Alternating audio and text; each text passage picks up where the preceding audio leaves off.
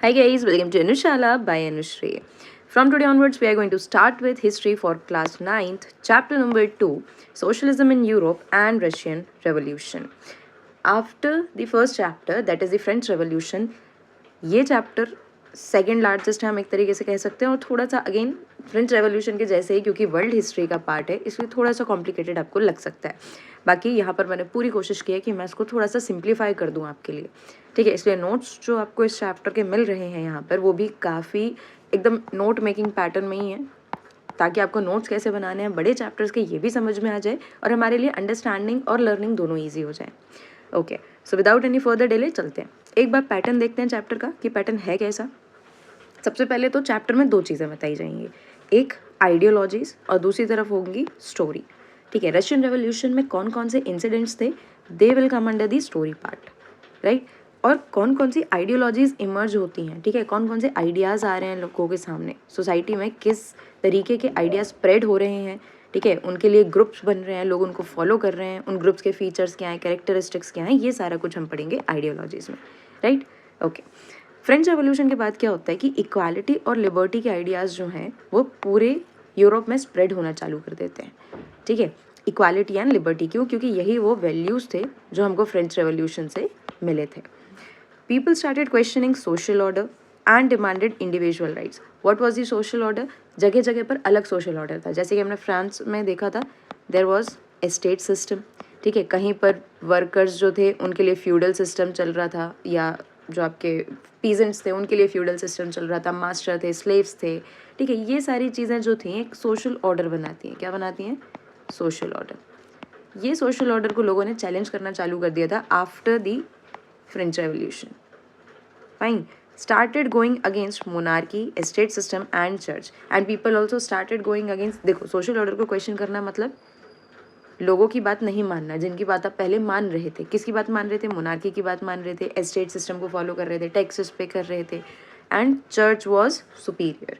तो इन सारी जो अथॉरिटीज़ थी इनको क्वेश्चन करना ही क्वेश्चनिंग द सोशल ऑर्डर था। पीपल डिमांडेड चेंज, लोगों को क्या चाहिए था, चेंज। लड़ाई करते क्यों हैं, चेंज के लिए ही करते हैं। कोई चीज़ जो हो रही है आपको नहीं अच्छी लग रही है, आप उसके लिए ही तो लड़ोगे ना, उसको चेंज करने के लिए लड़ोगे। So it led to emergence of different ideologies, liberals, radicals, conservatives. तीन मेन आइडियोलॉजीज यहाँ पर सामने निकल के आएंगी। हालांकि इन तीनों में से किसी भी वर्ड को हमने चैप्टर के नाम में इंक्लूड नहीं किया है, ठीक है। चैप्टर में सोशलिज्म है, तो आप मान के चलें कि बहुत सारी आइडियोलॉजीज यहाँ पर आपको देखने को मिलेंगी। समझते हैं लिबरल्स, रेडिकल्स और कंजर्वेटिव्स क्या हैं। ये असल में ग्रुप ऑफ पीपल हुआ करते थे, group of people following same ideology, group of people having same ideas, ठीक है। तो उसमें से कुछ लोग थे जिनको हम लिबरल्स कह रहे थे, कुछ को रेडिकल्स कह रहे थे और कुछ को कहते थे कंजर्वेटिव्स, राइट। एक एक करके तीनों के फीचर्स या तीनों के कैरेक्टरिस्टिक्स जो हैं हम उनको देखते हैं। लिबरल्स कैसे लोग थे, जिनको चाहिए था चेंज बट लीगल वेज के थ्रू, ठीक है। कैसे, लीगल वेज के थ्रू, ठीक है। इनको इमीडिएट चेंज नहीं चाहिए था, अगर मैं कहूँ तो, है ना। इमीडिएट चेंज का मतलब क्या होता है, तुरंत, अभी, मतलब ये इम्पेशेंट नहीं थे। इनको एक चीज़ समझ में आती थी कि हमें चेंज तो लाना है but it will come over the period of time, ठीक है, थ्रू लीगल वेज। आराम से आएगा एक समय के बाद, जब हम सारी चीज़ों को समझेंगे, अपने हक के लिए लड़ाई करेंगे, डिमांड करेंगे, तब जाकर कहीं ना कहीं हमें कुछ रिजल्ट मिलेगा, ठीक है। इन्हीं के कंपैरिजन में जब हम रेडिकल्स को देखेंगे तो रेडिकल्स को था कि नहीं, हमें नहीं रखना पेशेंस, अभी हमें समझ में आता है कि हमें चेंज चाहिए तो हमें अभी चाहिए, now we need immediate change, ठीक है। और इमीडिएट चेंज में कोई लीगल वेज यूज़ होंगे, मोस्ट प्रोबेबली नो, ठीक है। तो वहाँ पर ज़्यादातर ये लोग नॉन वायलेंस वगैरह भी यूज़ करने के लिए तैयार, सॉरी वायलेंस यूज़ करने के लिए भी, या रेवोल्यूशनरी मेथड यूज़ करने के लिए भी तैयार थे। लेकिन लिबरल्स का ऐसा मानना नहीं था, they were going with the legal veg.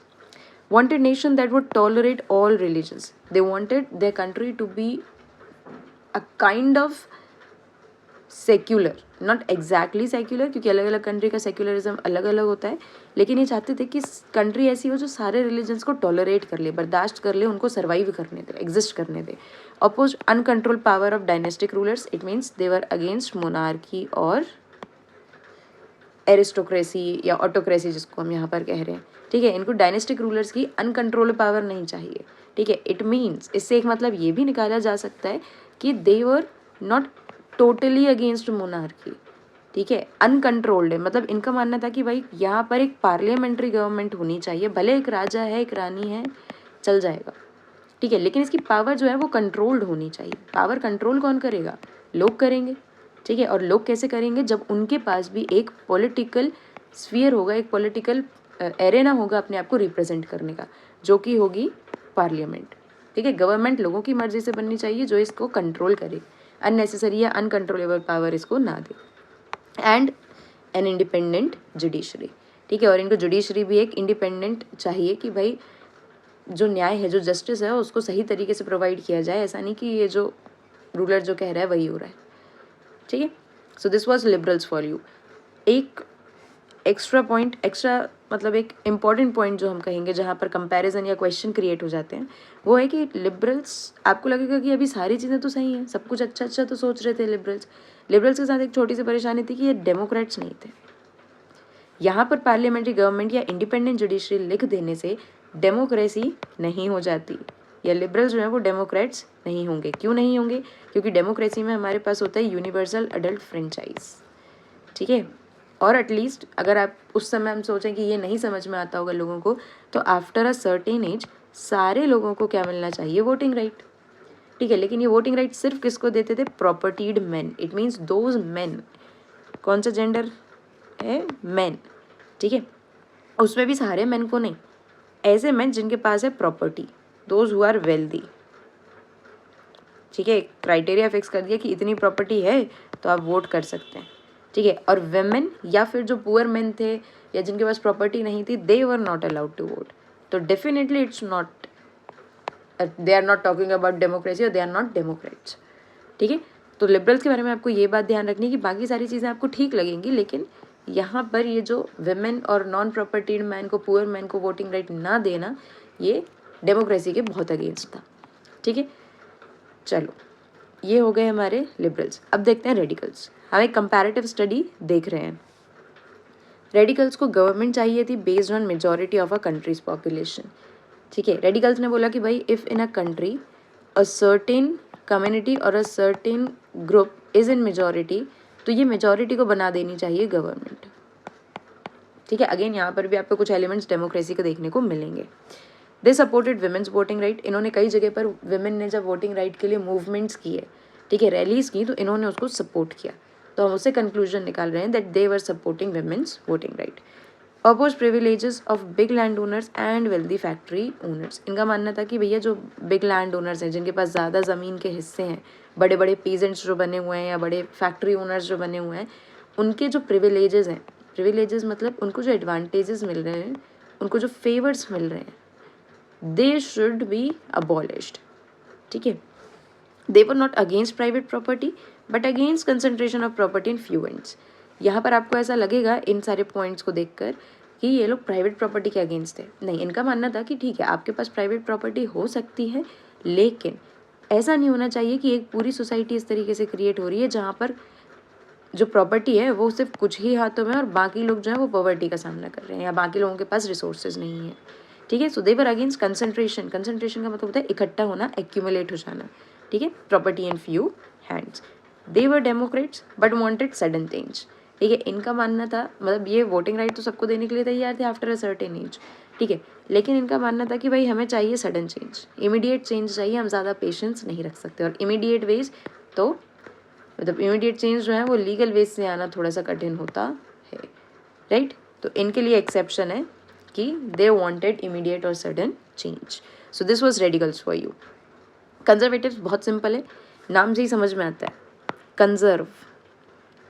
Conservative किससे बना है? वर्ड कंजर्व से। कंजर्व करना यानी बचाना, ठीक है, किसी भी चीज़ को बचा कर रखना। किसको बचाना चाहते हैं? ये असल में अपना जो पास्ट है उसको बचाना चाहते हैं, ठीक है। कंजर्वेटिव्स वो लोग थे जिनको ऐसा लगता था कि जो मोनार्की है, जो एक डायनेस्टिक रूल चलता आ रहा है वो चलना चाहिए, जो सोशल ऑर्डर है वो मेंटेन होना चाहिए, स्टेट सिस्टम मेंटेन होना चाहिए, चर्च जो है उसकी पावर मेंटेन होनी चाहिए। इनको लगता था कि ये सारी चीज़ें जो हो रही हैं ये एकदम ठीक है, इनको बदलने की ज़रूरत नहीं है, ठीक है। Against the changes initially, they were initially against the changes, that there is no need to change the social order और there is no need to give voting rights to people, right. लेकिन धीरे धीरे इनको समझ में आ गया कि change जो है वो इनएविटेबल है एंड इज़ इम्पॉर्टेंट ऑल्सो। ठीक है, धीरे धीरे जब इनको समझ में आया कि यार वाकई बहुत ज़्यादा पावर बढ़ रही है सोशल ऑर्डर में लोगों की, चर्च की, तब इनको समझ में आता है कि ठीक है, चेंज जो है उसको हम रोक नहीं सकते, आज नहीं तो कल वो होगा ही होगा और साथ में इम्पॉर्टेंट भी है। ठीक है, तो ये बोलते हैं कि ठीक है चलो चेंज जो है धीरे धीरे करके कर लो। बट इनके लिए क्या important information, they advocated for gradual change. Gradual मतलब स्लो। ठीक है, वन आफ्टर अनदर। उन्होंने कहा कि भाई एकदम से सब कुछ चेंज मत कर देना, धीरे धीरे करके चीज़ें चेंज करो। ठीक है, but with due respect to the past, past should be respected. इन्होंने बोला कि ठीक है, आज आपको ये चीज़ें अच्छी नहीं लग रही हैं, आप और इनको चेंज करना बहुत ज़रूरी है, तो हम इनको धीरे धीरे करके चेंज करेंगे। लेकिन इसका मतलब ये नहीं है कि जब आप इसको चेंज करेंगे तो आप इनकी डिसरिस्पेक्ट करेंगे। Right, so they demanded for gradual change with due respect to the past. So this was the explanation of three ideologies, liberals, radicals और conservatives। तीन प्रकार के ग्रुप्स यहाँ पर बन गए थे, तीन प्रकार के आइडियाज़ पूरी सोसाइटी में स्प्रेड हो रहे थे। कुछ लोग लिबरल्स को सपोर्ट करते थे, कुछ रेडिकल को सपोर्ट करते थे, कुछ कंजर्वेटिव्स को सपोर्ट करते थे। ठीक है, इनके बीच में से अब कुछ ऐसी आइडियोलॉजीज और निकल कर आएंगी जो आपको आगे देखने को मिलेंगी जब हम रशियन रेवोल्यूशन की कहानी को पढ़ेंगे। ठीक है, चलो अब आइडियोलॉजी वाला एक हिस्सा खत्म हुआ, अब हम आते हैं स्टोरी के ऊपर।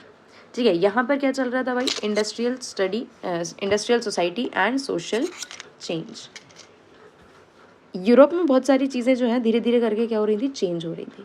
ठीक है, इंडस्ट्रियल रेवोल्यूशन आ चुका था क्योंकि सबसे पहले आया ब्रिटेन में, उससे बाकी पूरे यूरोप में स्प्रेड होना चालू कर दिया, इन्फ्लुएंस होने लगी बाकी कंट्रीज। ठीक है, और इंडस्ट्रियल रेवोल्यूशन आने के कारण सोसाइटी में कुछ चेंजेस होने लगे जिनको हमने यहाँ पे सोशल चेंज कहा है। It was the period of economic and social change. Economic change क्यों हो रहा था, क्योंकि भाई इंडस्ट्रीज आ गई हैं। ठीक है, तो अब लोगों की इकोनॉमिक कंडीशंस चेंज होंगी, अब लोग फैक्ट्रीज डाल रहे हैं, इंडस्ट्रीज में काम कर रहे हैं। पहले सिर्फ पीजेंट्स थे, अब जाकर उनको लगता है कि भाई फैक्ट्री में वर्कर का काम कर सकते हैं। ठीक है, वहाँ ज़्यादा पैसा मिल सकता है। और सोशल चेंज क्यों हुआ, क्योंकि ये इकोनॉमिक चेंज ने सोसाइटी में कुछ चेंजेस को इंट्रोड्यूस करा दिया। ठीक है, मैन के साथ वेमेन भी जाकर काम करने लग गई, बच्चे भी काम करने लगे। ठीक है, लोगों के हाथ में पैसा आया तो फिर उन्होंने सोचा कि अब हम कुछ और चीज़ें भी कर सकते हैं, हम खुद अपनी फैक्ट्रीज डाल सकते हैं। ठीक है, तो इस प्रकार से कुछ सोशल चेंजेस इमर्ज हुए। New cities and industries developed, railways expand होने लग गए और इंडस्ट्रियल रेवोल्यूशन आया। ठीक है, brought man women and children into factories. Industrial revolution आया तो लोगों को क्या मिली, लोगों को मिली जॉब अपॉर्चुनिटीज़। ठीक है, अब लोगों को जॉब अपॉर्चुनिटीज़ मिली तो उन्होंने जाकर कहाँ काम करना चालू कर दिया, फैक्ट्रीज़ में। समस्याएं थी कुछ, लोअर वेजेस थी, मतलब वेजेस, सैलरी बहुत कम थी और वर्किंग आवर्स बहुत ज़्यादा थे।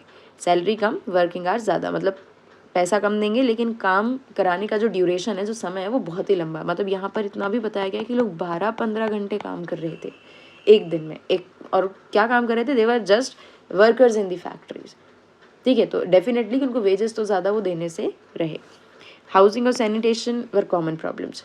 हाउसिंग मतलब रहने की व्यवस्थाएं जो थी, उनकी एकोमोडेशन जो थी वो उतनी अच्छी नहीं थे, और साथ में सैनिटेशन, साफ़ सफाई की जो फैक्ट्रीज़ में या वहाँ पे रहने वाले वर्कर्स के बीच में जो हाउसिंग फैसिलिटीज़ थी वो सही नहीं थी। लिबरल्स रेडिकल्स वर फैक्ट्री ओनर्स। यहाँ पर लिबरल्स और रेडिकल्स जो थे वो फैक्ट्री ओनर्स थे। लेकिन आपको ये जानने में, मतलब ये एक इन्फॉर्मेशन याद रखनी पड़ेगी कि although they were factory owners, they were considering the workers effort. ठीक है, उनको लगता था कि नहीं, हम जो पैसा कमा पा रहे हैं, हम जो वेल्थ कमा रहे हैं, it was not our own completely. ठीक है, ये सिर्फ हमारी नहीं है कम्प्लीटली, ये वर्कर्स के साथ भी इसको शेयर होना चाहिए। जिसका कारण क्या है कि अगर ये काम नहीं करेंगे तो हम इतना प्रॉफिट अर्न नहीं कर पाएंगे। ठीक है, considered workers effort should be valued and encouraged, oppose to conservatives and old aristocracy. ठीक है, जबकि जो कंजर्वेटिव्स या जो किंग की फैक्ट्रीज या किंग के जो एस्टेट्स होते थे, वहाँ के जो ओनर्स होते थे वो ऐसा नहीं सोचते थे। उनको लगता था कि नहीं, वर्कर्स जो हैं उनसे इतना काम कराना ही है and there is no need to encourage their efforts और वैल्यू देयर एफर्ट्स, या उनकी कंडीशंस को सुधारना कोई बहुत ज़रूरी नहीं है।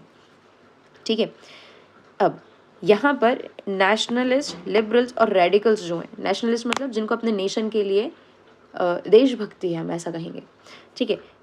लिबरल्स और radicals, they wanted revolutions to put an end to kind of government established in Europe in 1815, जो किसने बनाई थी? कंजर्वेटिव्स ने।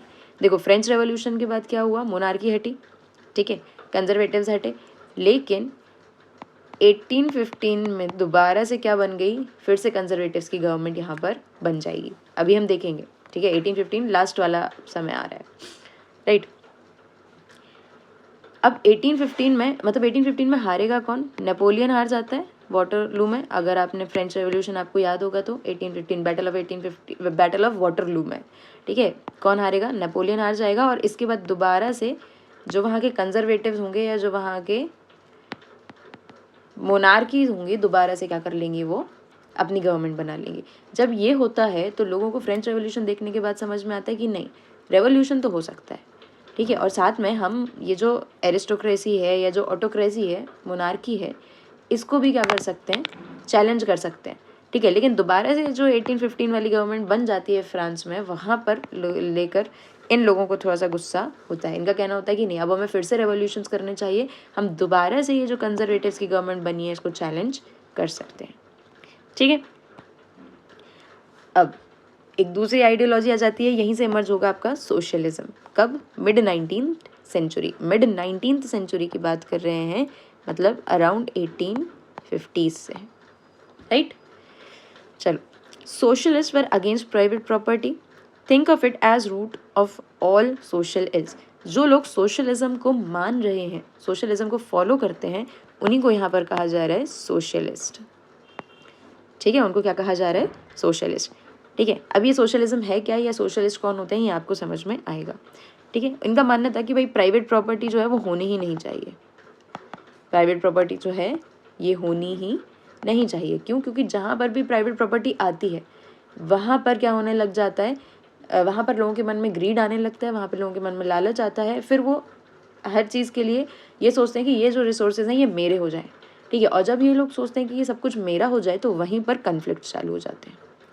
अगर ये प्रॉपर्टी सबकी होगी तो कोई भी ग्रीड नहीं कर पाएगा कि ये मुझे चाहिए। क्यों? क्योंकि वो उसका है ही नहीं, तो सारे लोगों को बिलोंग करता है, ठीक है। तो कन्फ्लिक्ट्स नहीं होंगे। तो उनको लगता था कि सारी चीज़ों की जड़ जो है, root of all the social ills is only private property. Believed society as a whole rather than single individuals controlled property. इनको लगता था कि पूरी सोसाइटी जो है एक होल की तरह काम करनी चाहिए, ठीक है। मतलब एक पूरे बड़े स्फीयर की तरह काम करनी चाहिए, जिसमें जितनी भी प्रॉपर्टी है वो उसमें रहने वाले सारे लोगों को बिलोंग करनी चाहिए, ठीक है। कंट्रोल होनी चाहिए प्रॉपर्टी, लेकिन किसी इंडिविजुअल के हाथ से नहीं, सबके हाथ से, सोसाइटी के हाथ से। More attention to be paid to social interest, social interest की तरफ ज़्यादा ध्यान देना चाहिए। सोशल इंटरेस्ट का मतलब क्या है यहाँ पर? लोगों की वर्किंग कंडीशंस के ऊपर, विमेन की कंडीशन के ऊपर, वोटिंग राइट्स के ऊपर, हाउसिंग सैनिटेशन वगैरह प्रॉपर देना चाहिए, ठीक है। टैक्सेस के थ्रू किसी को एक्सप्लॉइट ना किया जाए, एस्टेट सिस्टम ना चलाया जाए, ठीक है। कहीं स्लेवरी तो या फ्यूडलिज्म तो नहीं हो रहा है। इन सारी चीज़ों पर ज़्यादा ध्यान देने के लिए किसने कहा? सोशलिज्म ने।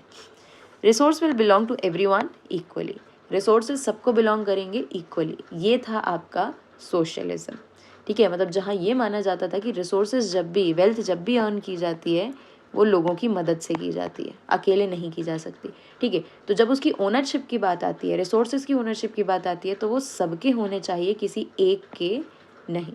This was socialism for you. फिर यहाँ पर कुछ सोशलिस्ट लोग आएंगे इनिशियली, जैसे कि रॉबर्ट ओवन या लुइस ब्लैंक, जिनसे पूछा जाएगा कि ये कैसे होगा, तो इन्होंने बोला कि भाई कोऑपरेटिव्स बनाओ, ठीक है। लुइस ब्लैंक ने कहा कि गवर्नमेंट को क्या करना चाहिए? कैपिटलिस्ट एंटरप्राइज, यानी जो कैपिटलिस्ट लोग हैं जिनके सारे काम यहाँ पर चल रहे हैं, उनको हटाकर सोशलिस्ट एंटरप्राइजेज या सोशलिज्म को ज़्यादा सपोर्ट करना चाहिए, ठीक है। तो इनकी बात ज़्यादा लोगों को समझ नहीं आई, हालांकि इन्होंने कंसेप्ट कुछ अच्छे दिए थे, जैसे कि कोऑपरेटिव्स के बारे में, ठीक है। अब कोऑपरेटिव्स क्या है ये देखते हैं। Association of people who produced goods together and divided the profit according to the work done by members, ठीक है। ऐसे ग्रुप्स या ऐसे एसोसिएशंस जहाँ पर लोग मिलकर क्या कर रहे हैं? किसी भी चीज़ को प्रोड्यूस कर रहे हैं, ठीक है। उसके बाद मिलकर प्रोड्यूस कर रहे हैं अपने सारे रिसोर्सेज को एक साथ लाकर, उसके बाद जो भी इनको प्रॉफिट होगा इस पूरे सामान को बेच कर या इसका यूज़ करके, ठीक है, उस प्रॉफिट को भी जितना जिसने काम किया है उसके बीच में क्या कर लेंगे? ये डिवाइड कर लेंगे according to the work done by the members. This was the concept of cooperatives. इसके बाद कुछ और लोग आएंगे जैसे कि कार्ल मार्क्स और फ्रेडरिक एंजल्स। ये लोग भी किसको सपोर्ट करेंगे? सोशलिज्म को। ठीक है, तो अगर आपसे एमसीक्यू में पूछा जा सकता है, ठीक है, कि ये 1-2 और ये Robert Owen and Louis Blanc, ऐसे नाम आपको देकर यहाँ पर पूछा जा सकता है कि किसको कौन सोशलिज्म सपोर्ट कर रहा था, कौन सोशलिज्म सपोर्ट नहीं कर रहा था। यहाँ तो हालांकि चारों जन सपोर्ट कर रहे थे, लेकिन हो सकता है ना कोई तीसरा नाम आपको डाल के इसमें दे दिया जाए। ठीक है, तो आपको वहाँ पर क्या करना पड़ेगा? आंसर देना पड़ेगा। इसलिए इस चीज़ के लिए इन तीनों चारों के नाम आपको याद रखने पड़ेंगे। हालांकि कार्ल मार्क्स के बारे में हम आगे और डिटेल में पढ़ेंगे। मार्क्स क्या बोलते हैं? Capitalism is exploiting workers. Marks सबसे ज़्यादा स्ट्रिक्ट अटैक करेंगे कैपिटलिज्म पर। ठीक है, कैपिटलिज्म क्या है? कैपिटलिज्म सोशलिज्म का उल्टा है। यहाँ पर क्या होता है? कैपिटलिज्म में जो भी प्रोडक्शन हो रहा है, ठीक है, वो बहुत सारे लोग मिलकर तो करेंगे, लेकिन उसमें जो इन्वेस्टमेंट होता है, उसमें जो मेन पैसा या एसेट होते हैं, वो किसी कैपिटलिस्ट के होते हैं। ठीक है, वो किसी एक अमीर आदमी के होते हैं, एक प्रॉपर्टीड मैन के होते हैं। वो बाकी लोगों को काम पर लगाता है, ठीक है, उनसे प्रोडक्शन करवाता है, और प्रोडक्शन कराने के बाद जो प्रॉफिट होगा, वो प्रॉफिट का एक बहुत बड़ा हिस्सा खुद रखेगा और छोटे छोटे हिस्से सैलरी के फॉर्म में इन लोगों को दे देगा। ठीक है, तो यहाँ पर कार्ल मार्क्स का क्या कहना था कि ये जो कैपिटलिस्ट है, एक तो ये काम कम करता है, जस्ट बिकॉज ये अमीर है, जस्ट बिकॉज इसके पास एसेट है या पैसा है, तो ये ज़्यादा प्रॉफिट खुद गेन कर लेता है, बाकी लोगों को बहुत कम चीज़ें देता है। तो ये जो वर्कर्स हैं ये एक्सप्लॉइट हो रहे हैं, मेहनत बहुत करते हैं, 12-15 घंटे काम करेंगे, लेकिन मिलेगा इनको कुछ भी नहीं। तो ये कैपिटलिज्म था और ये सोशलिज्म था। ठीक है, आई होप ये छोटे से डायग्राम से आपको थोड़ा सा समझ में आया होगा।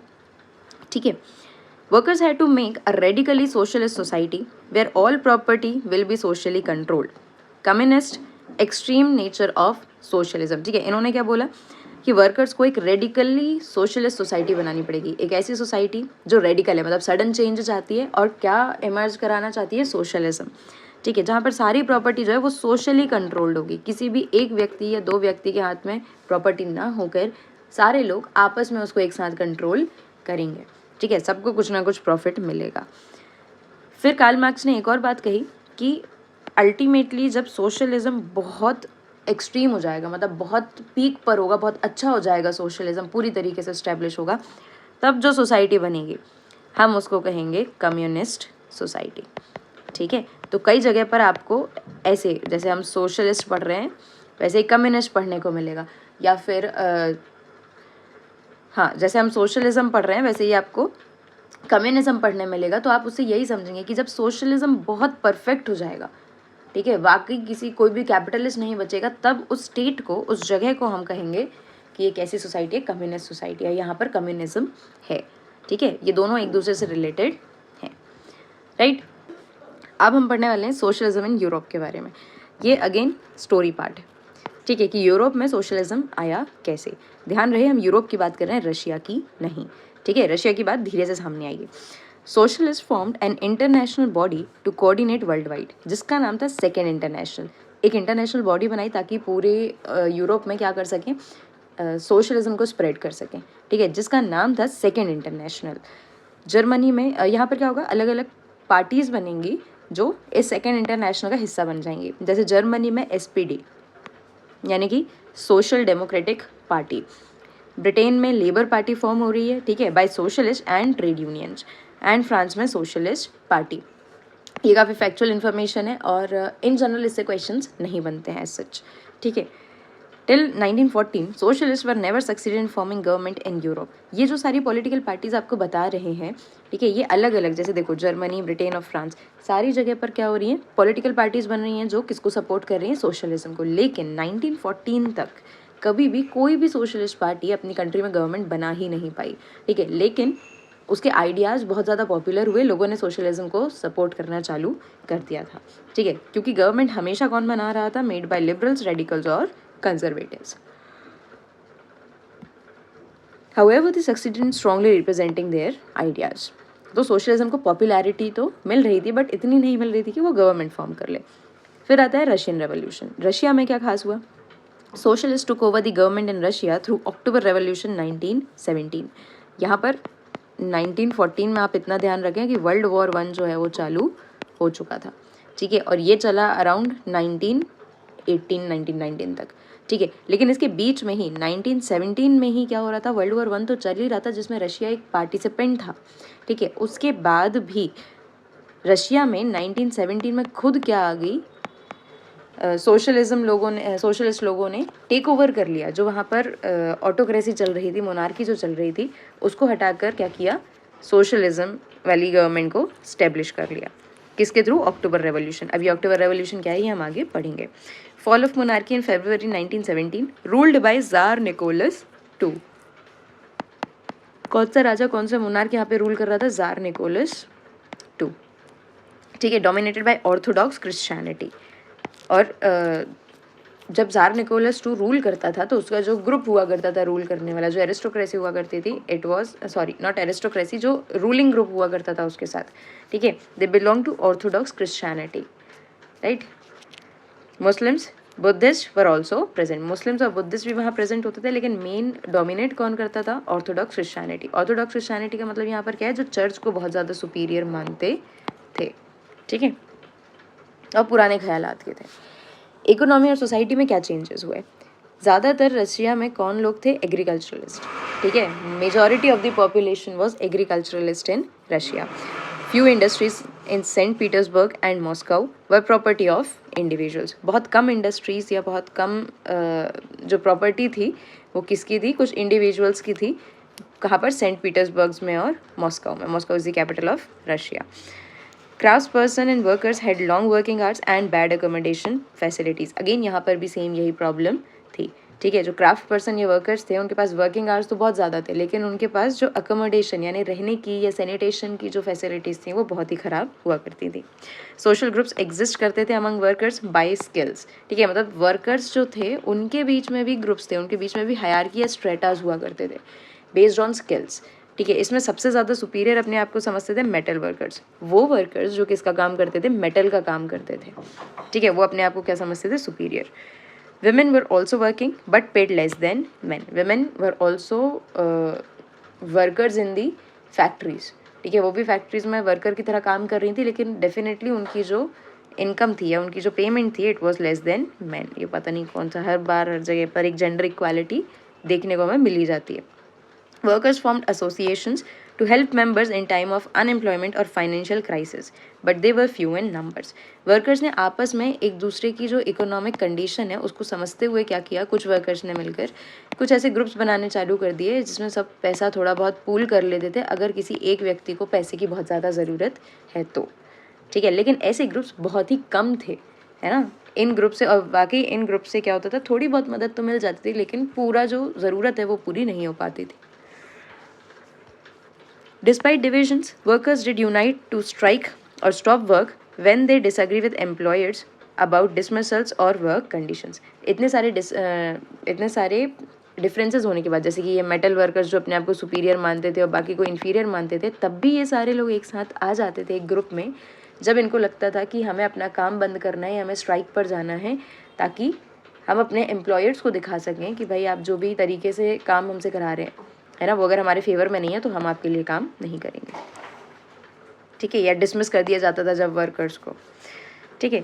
कंट्री साइड यानी कि जो रिमोट एरियाज था या जो विलेज एरिया था, आउटस्कर्ट्स जो हुआ करते थे, यहाँ पर क्या होता था, पीजेंट्स कल्टीवेट करते थे ज़्यादातर लैंड, लेकिन ज़्यादातर प्रॉपर्टी जो थी वो किसके नाम पर थी, या तो नोबिलिटीज़, क्राउन यानी किंग, या फिर ऑर्थोडॉक्स चर्च के नाम पर, ठीक है। इट मीन्स बहुत सारा एरिया है कंट्री साइड में और बहुत सारे पीजेंट्स इसको कल्टीवेट भी कर रहे हैं, लेकिन अगर मैं आपसे कहूँ कि आप एक पीजेंट हो जिसको ये पूरा फील्ड कल्टीवेट करना है, लेकिन इसकी ओनरशिप आपके पास नहीं है, और ओनरशिप के साथ साथ जो सफिशिएंट प्रॉफिट आपको मिलना चाहिए वो भी आपको नहीं मिलेगा। वो किसके पास जाएगा, जिसकी ये ज़मीन है, और ज़मीन किसकी है, या तो नोबिलिटी की होगी, या तो क्राउन की होगी, या तो फिर ऑर्थोडॉक्स चर्च की होगी, ठीक है। तो यहाँ पर एक इशू उठता है यहाँ पर कि पीजेंट्स जो हैं अगर वो सारा कुछ कल्टीवेट करते हैं, उनकी मदद से प्रॉफिट जनरेट होता है, तो ये जो ओनरशिप है ये भी उनके पास ही जानी चाहिए, या एटलीस्ट उनके साथ शेयर तो की जानी चाहिए।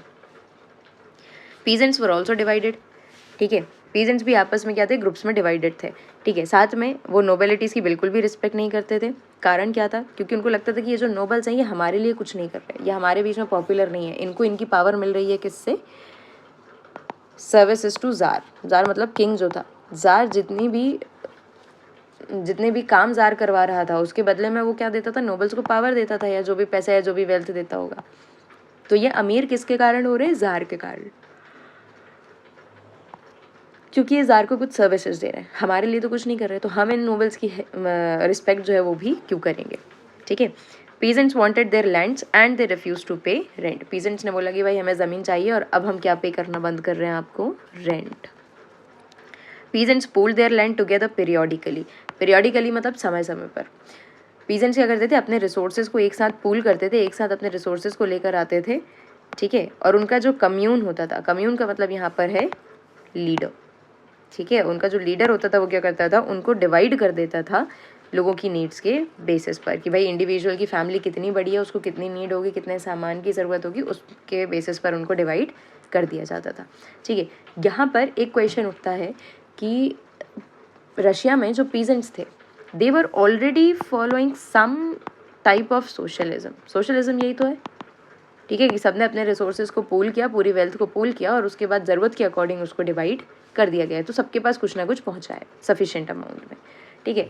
तो आगे जाके लीडर्स, कुछ लीडर्स ये आवाज़ भी उठाते हैं जिनका ये कहना होता है कि रशिया में सोशलिज्म आना चाहिए। तो उनका एक प्लस पॉइंट ये भी होता है कि रशिया के पीजेंट्स तो already a type of socialism follow कर रहे हैं, लेकिन it is only a bit of socialism, पूरा सोशलिज्म ये नहीं था। ठीक है। तो फिर रशिया में सोशलिज्म कैसे आया। 1914 के पहले सारी पॉलिटिकल पार्टीज जो थी रशिया में इलीगल हुआ करती थी। क्या हुआ करती थी, इलीगल। 1898 में Russian social democratic workers party, ठीक है, Russian social democratic workers party, democratic workers party थी ये। ठीक है। ये इसको सोशलिस्ट लोग मिलकर बनाते हैं। ठीक है। जिनका बेस क्या था, मार्क्स के आइडियाज़, कार्ल मार्क्स के आइडियाज़। राइट। 1900 में सोशलिस्ट रेवोल्यूशनरी पार्टी फॉर्म होगी। कौन बनाएगा उसको, पीजेंट्स। ध्यान रखना ज़रूरी है कि सोशलिज्म में मेनली रशिया में दो ग्रुप्स ने ज़्यादा पार्टिसिपेट किया, या उनके बारे में ही सोशलिज्म था। एक वर्कर्स थे जिनकी पार्टी ये थी, और दूसरे पीजेंट्स थे जिनकी पार्टी ये सोशलिस्ट रेवोल्यूशनरी पार्टी थी। ठीक है। Struggled for peasants right and demanded that land belonging to nobles be transfer to peasants. ये सोशलिस्ट रेवोल्यूशनरी पार्टी की क्या डिमांड थी कि जो लैंड नोबल्स को बिलोंग करता है वो किसको ट्रांसफर कर देना चाहिए, पीजेंट्स को, क्योंकि अल्टीमेटली उस पर कल्टिवेट तो पीजेंट्स ही करते हैं और रेंट भी वही देते हैं, लेकिन प्रॉफिट ज़्यादा किसके पास चला जाता है, नोबल्स के पास। Social democrats disagree with socialist revolutionary. ठीक है। ये लोगों के बीच में क्या होने लग गया, सोशल डेमोक्रेट्स कौन थे, जिनको ये लगता था एक तरीके से हम लिबरल्स की बात कर रहे हैं, और सोशलिस्ट रेवोल्यूशनरी किसकी बात कर रहे हैं हम, जो थोड़े बहुत रेडिकल्स हुआ करते थे, जो रेवोल्यूशनरी मेथड को यूज़ करना चाहते थे, सोशलिज्म लाना चाहते थे लेकिन रेवोल्यूशन के थ्रू। और सोशल डेमोक्रेट्स मतलब जिनको ये लगता था कि सोशलिज्म लाना तो चाहिए लेकिन थोड़े लीगल तरीक़ों से, है ना, that peasants are already the socialist because they were also divided. Social Democrats का कहना था कि नहीं, पीजेंट्स ऑलरेडी सोशलिज्म को फॉलो नहीं कर रहे हैं क्योंकि वो भी आपस में काफ़ी ज़्यादा डिवाइडेड है, and which is not socialism in exactly true sense. Right. Social Democrats के बीच में थोड़े से क्या होते हैं, अनबन होने लग जाती है और ये दो हिस्सों में डिवाइड हो जाते हैं। कौन से दो हिस्से हो गए, बोल्शेविक्स एंड मेंशेविक्स। ठीक है। बेसिकली जो सोशल डेमोक्रेट ग्रुप हुआ करता था उसके दो पार्ट्स यहाँ पर हो गए on the basis of difference of ideologies. अभी कौन सी आइडियोलॉजी में फ़र्क आ गया, फ़र्क आ गया यहाँ पर। बोल्शेविक जिसके लीडर थे Vladimir Lenin.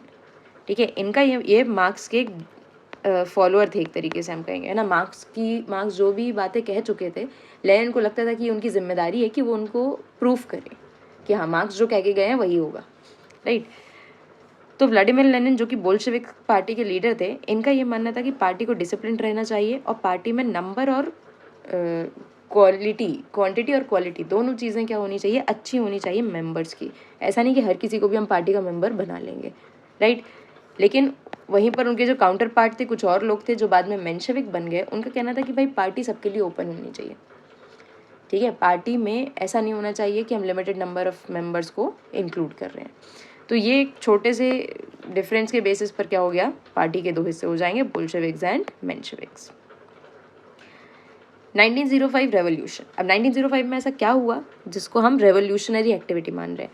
Russia was ruled by an autocratic ruler जिसका नाम था Tsar Nicholas II। Liberals, social democrats और सोशलिस्ट रेवोल्यूशनरी, ठीक है, ये सारे लोगों ने मिलकर क्या किया, एक कॉन्स्टिट्यूशन की डिमांड की। किसकी डिमांड की? कॉन्स्टिट्यूशन। क्यों की कॉन्स्टिट्यूशन की डिमांड? क्योंकि they all wanted to put some control or put some limitation on the in the power of Tsar. Bad conditions of Russian workers in Saint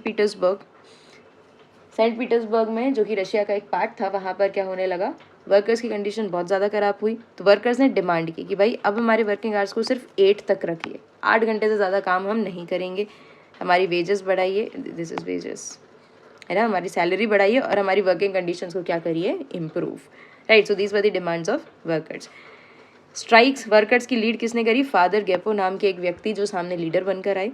jar ने बोला कि भाई लोगों के ऊपर क्या कर दो, गोलियां चला दो, फायर कर दो, ठीक है। जो कि संडे को क्या कर रहे थे, प्रोटेस्ट कर रहे थे। मतलब ये वर्कर्स जो आए अपने लीडर के साथ, ये प्रोटेस्ट कर रहे थे ऑन संडे, ठीक है।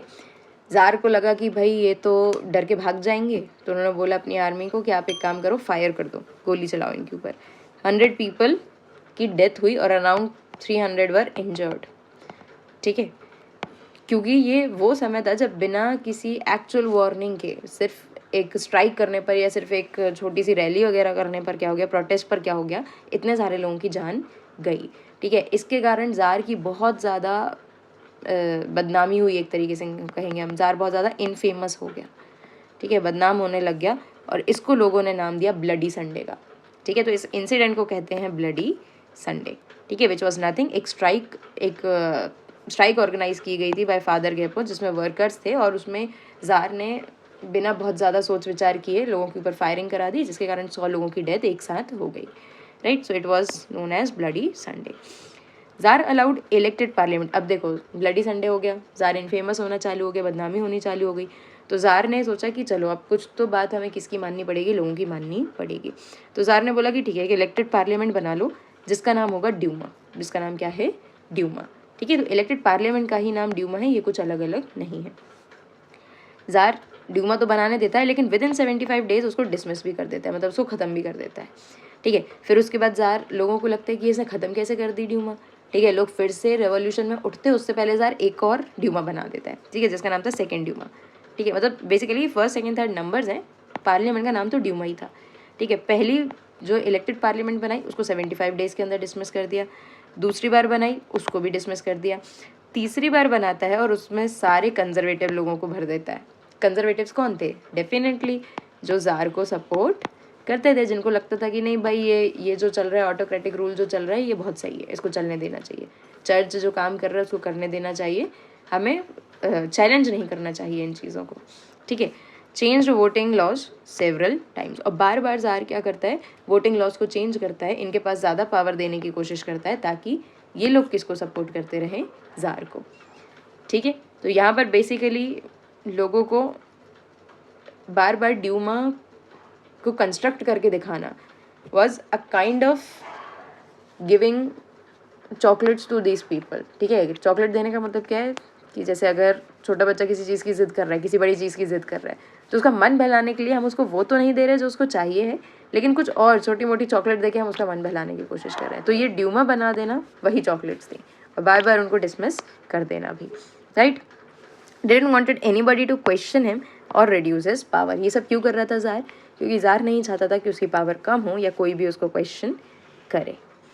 Fine, so this was all about this particular part कि रशिया में क्या कंडीशंस बन रही थी, रशियन रेवोल्यूशन की धीरे धीरे करके जो शुरुआत हो चुकी थी, कि रेवोल्यूशंस हो रहे थे, लोग उनको क्या कर रहे थे, सप्रेस करने की कोशिश कर रहे थे। यहाँ तक हम कंप्लीट कर चुके हैं। नाउ इसके बाद वर्ल्ड वॉर 1, मतलब एक तो चल रही है रशिया में कहानी, ठीक है, ये 1917 के अराउंड, ठीक है, और हमें ऑलरेडी पता है कि 1914 से चल रहा है वर्ल्ड वॉर। तो दुनिया में अलग ही एक चीज़ चल रही है, रशिया की खुद की अपनी टेरिटरी में अलग ही चीज़ चल रही है, जबकि रशिया खुद वर्ल्ड वॉर का एक हिस्सा है, ठीक है। तो ये दोनों एक दूसरे के साथ किस तरीके से मिसमैच होने वाले हैं, क्या प्रॉब्लम्स क्रिएट होने वाली हैं, ये देखेंगे हम नेक्स्ट लेक्चर में। Fine, so I hope this much is clear. First lecture आपके दिमाग में पूरी तरीके से क्लियर होगा। हम इस लेक्चर को 2 पार्ट्स, मतलब इस पूरे चैप्टर को सिर्फ 2 पार्ट्स में डिवाइड करने की कोशिश कर रहे हैं, ताकि आपके लिए पढ़ने में ईजी हो, है ना। बार बार छोटे छोटे लेक्चर्स आएंगे अगर 10, 15, 20 मिनट के, तो डेफिनेटली आप चैप्टर को उतने अच्छे से कवर नहीं कर पाएंगे, या फिर लिंक बनाने में दिक्कत होगी, right. So this was all about the first part or the first lecture of this chapter. Stay tuned for the next lecture. अगर आपको ये चैप्टर का इतना हिस्सा समझ में आया है तो बिल्कुल कंजूसी ना करें और जाकर कमेंट सेक्शन में मुझे बताएं कि आपको समझ आ रहा है या नहीं, कोई डाउट्स हैं तो ज़रूर से उसको वहाँ पर हम डिस्कस कर सकते हैं. And if you like the lecture, don't forget to like, comment, share with your friends and subscribe my channel if you haven't done it. Thank you so much. Keep watching.